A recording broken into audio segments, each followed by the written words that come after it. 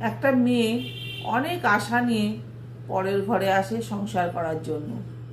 আসুন না আমরা সবাই একটু এগিয়ে এসে একটি পরের মেয়েকে যেমন আপন করে নিই, আবার পরের মেয়েটিও অন্যের মা বাবাকে আপন করে নিই। এইভাবে হলে কিন্তু সম্পর্কটা খুব সুন্দর হয়। কিন্তু একটা জিনিস মনে করবে না, আমি যদি একটা গাছ বুনি না, সেই গাছকে যদি আমি জল বাতাস আর সব কিছু ঠিকঠাক দিই না, সেই ফলটাও কিন্তু খুব ভালো দেবে। আর তাকে যদি আমি যত্ন না করি তাহলে তো সে আমাকে ফলও দেবে না। একটি মেয়ে আসার পর তাকে যদি আমি যত্ন করি বা ভালোবাসি, তাকে সম্মান করি, তাকে আদর করে কাছে টেনে নিই, কিন্তু ভবিষ্যতে আমার মনে হয় সেও আমাকে ভালোবাসবে, আমাকে দেখবে, আমাকে আদর যত্ন করবে।